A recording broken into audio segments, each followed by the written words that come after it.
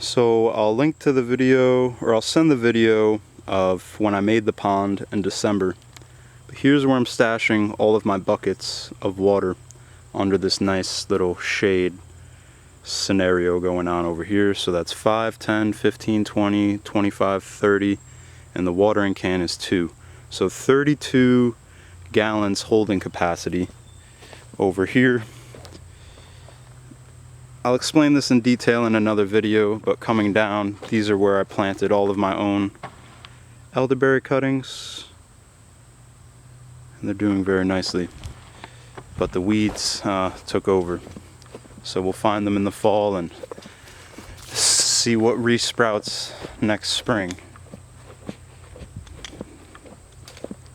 But yeah, so this is the walk.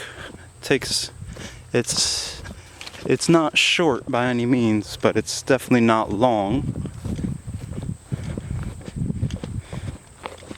And from me walking through here so much, I actually established a little path in the grass.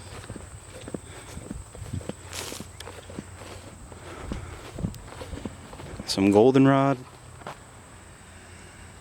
The telltales of the end of summer, unfortunately. But we'll see what happens.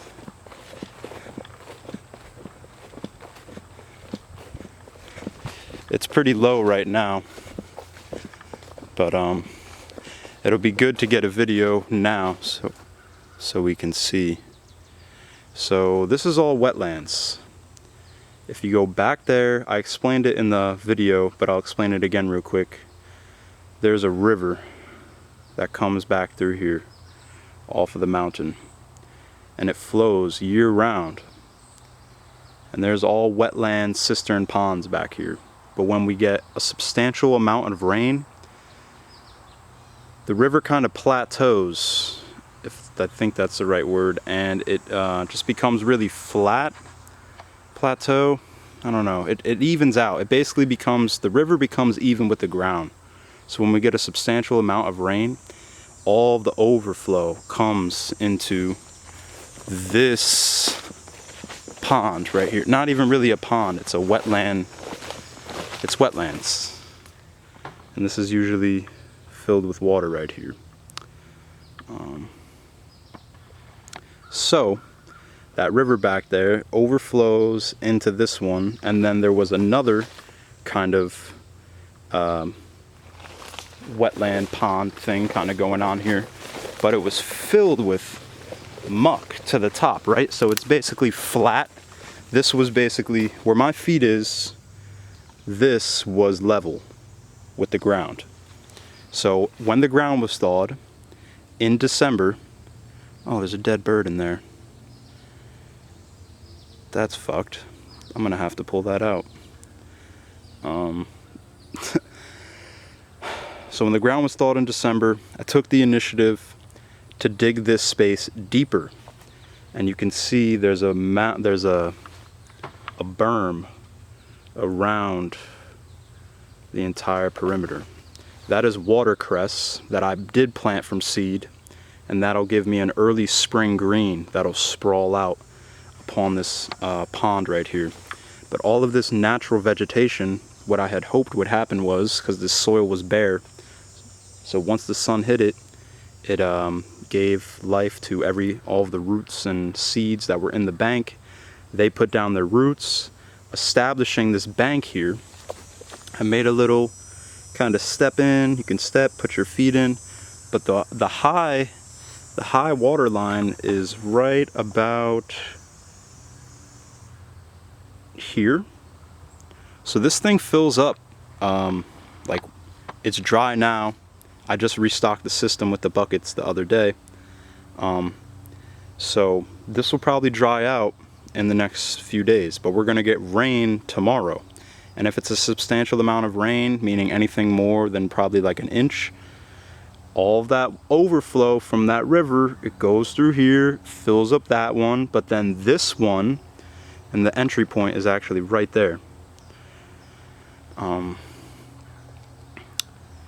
So it comes from the river back there, fills up this one, and then the overflow, it overflows into this one and fills up. And then that one will dry out, or not dry out, but all the water will seep down into the ground. And then this one will still be full. So hopefully over time, maybe by next season, this will hold water year round. But nonetheless, it has been a very great resource for myself. We're not stealing from nature. We're just taking what's already here and using it to our advantage. Now, it might even be in my interest to dig this out a little bit deeper in the wintertime, because then I can expand the holding capacity a little bit more. So I'll do a comeback video update if we get some hard rains, and you'll be able to see how this thing fills up. But where is the there's like a rock right there. You see that little rock? That's the high water level line.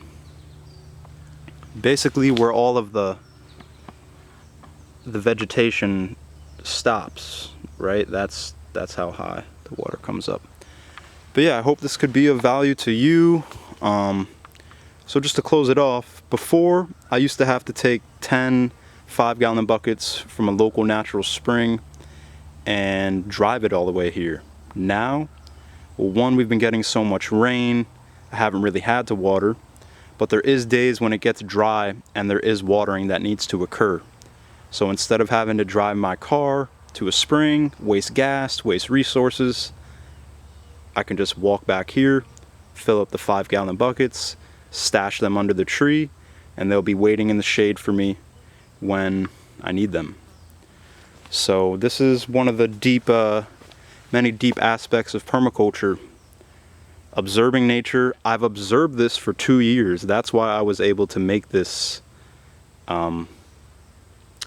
indentation in the ground. If I had just hopped in here and did this, it probably would have worked out a lot different. So observation is key and priceless. So one love, wholeness. Thank you for your support, and we'll see you on the next one.